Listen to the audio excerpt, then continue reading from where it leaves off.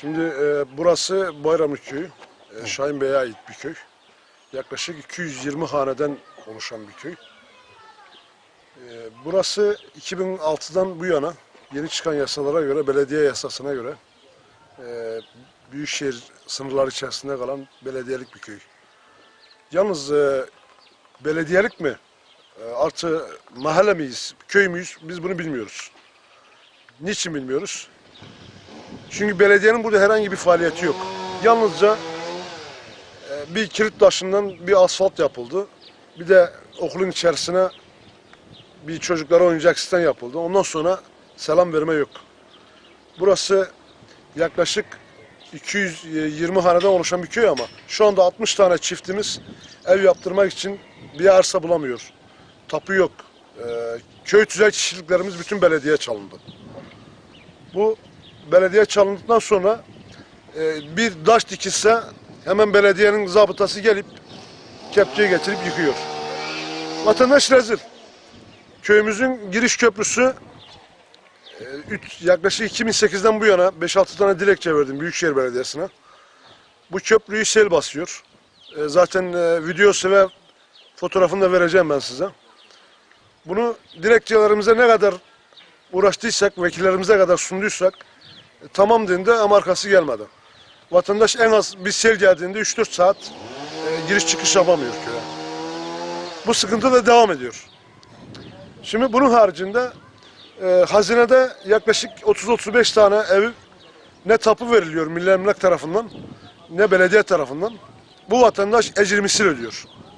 Yıllık adam kiranın 10 misli para ödüyor. Kendi toprağımızda, kendi ata dede yurdumuzda. Zamanla hazineye gitmiş, Katüstüro zamanında. Bu vatandaş tutmuş ev yaptırmış. Yani nereye yaptıracak? Başka bir yere yaptıramaz. İlla köyün yerleşim alanına yaptıracak. Şu anda yerleşim alanı olmadığı için işte hazine bunu zamanla hepsine yaptırdılar.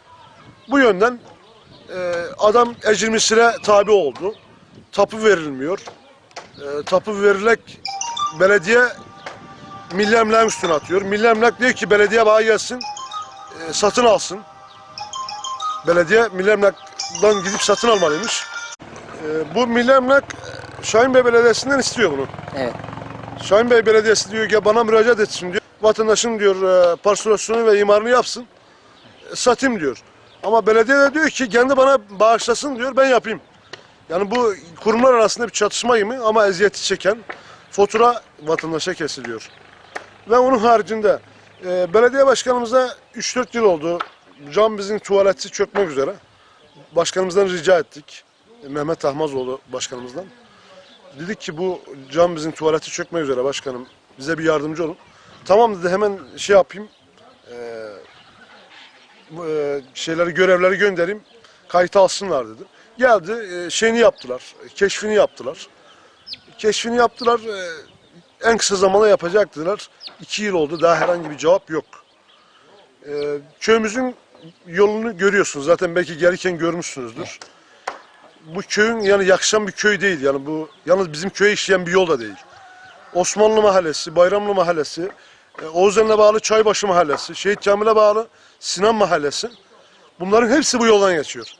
Artı saat başı otobüs, toplu taşıt aracı geçiyor buradan. Bu toplu taşıt aracı 5 metre yoldan şifreli yol değil. Karşıdan bir tanesi gelse bir tanesi beklemek zorunda.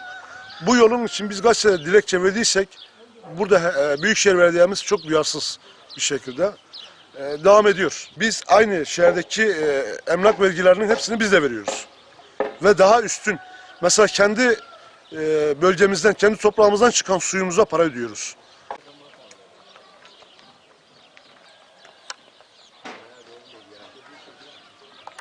Yok köyümüze. Her taraf ağaçları dolanın, her taraf zibil. Gelirse bir iki tane geriler dolanıyorlar. Ondan sonra geri unutuyorlar bizi.